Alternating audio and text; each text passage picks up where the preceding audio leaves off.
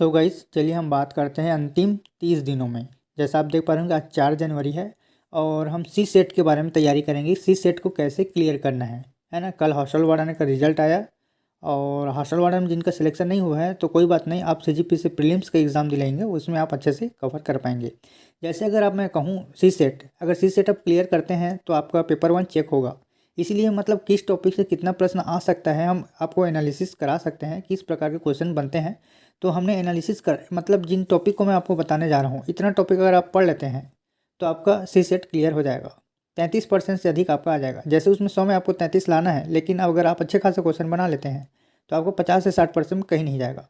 तो चलिए हम देखते हैं। देखिए एप्टीट्यूड टेस्ट मतलब यहाँ पर मैं आपको बता रहा हूँ मैथ्स से, यानी कि गणित से इस टॉपिक को पढ़ कर जाना, ठीक है, जो कि 30 नंबर के आसपास पूछा जा सकता है। एवरेज में आपको बता रहा हूँ, एकदम कंफर्म नहीं है, एवरेज है, ऊंच नीच हो सकता है।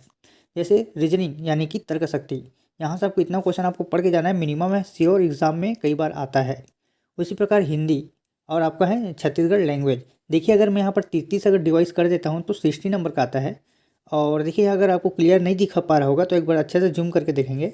और हिंदी का कहीं अगर आ गया तो इसका 25 आ जाएगा, अगर ये छत्तीसगढ़ लैंग्वेज का 15 आ जाएगा। अगर मैं कहूँ अगर इसका 15 आ गया तो कहीं इसका 25, मतलब इन दोनों में ऊपर नीचे हो सकता है। तो चलिए मैं बात करूँ यहाँ पर मैथ्स का, जिसमें परसेंटेज से और एवरेज से मिनिमम श्योर है क्वेश्चन आता ही है।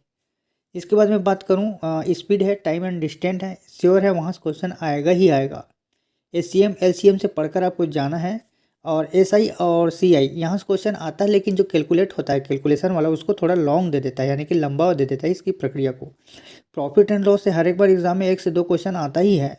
पाइप एंड सिस्टम है, यानी कि ये जो पाइप और सिस्टम है यहाँ से भी क्वेश्चन आता है ना। इसके बाद अब मैं बात करूँ रीजनिंग से, अगर 2 और क्वेश्चन जो अगर छूट रहा होगा उसको आप पहले कर लेना, लेकिन मैं जितने टॉपिक आपको बताया हूँ उसको अच्छे से कवर के जाना। यहाँ से कम अगर आता है क्वेश्चन तो आपको 10 से 15 नंबर कहीं नहीं जाएगा। तो आप जितना ज़्यादा है उतना बनाने की कोशिश मत करना, जितना आपको पता है उतना ही आप बनाइएगा। इन टॉपिक को अच्छे से पढ़ के जाइएगा। अगर इन टॉपिक से अगर क्वेश्चन आ जाता है तो इन टॉपिक को छोड़ना मत, जितना आप बना रहे हैं उतना ही पढ़ो, जितना आप पढ़ सकते हो उतना ही बनाओ, ठीक। इधर उधर के चक्कर में आपका नंबर ही कम हो जाता है। वीडियो आपको अगर पसंद आता है तो वीडियो को लाइक करना। रीजनिंग में बात करूँ डाइस है, सीरीज है, कैलेंडर है, क्लॉक है, कोडिंग डिकोडिंग है, सिटिंग अरेंजमेंट। सिटिंग अरेंजमेंट को अच्छे से पढ़ के जाना। पिछले वर्ष के जो क्वेश्चन पेपर है उनको अच्छे से कवर करके जाना सिटिंग अरेंजमेंट का। ये सिटिंग अरेंजमेंट आपको नंबर दिलाएगा। कोडिंग डिकोडिंग है, अगर देखिए मैं बात करूँ यहाँ पर क्लॉक यानी घड़ी से, और कैलेंडर, ये कैलेंडर वाला लीप वर्ड्स वाला ज़्यादा क्वेश्चन पूछता है तो उसको लीप वर्ड्स वाला एक बार ध्यान देकर जाइए।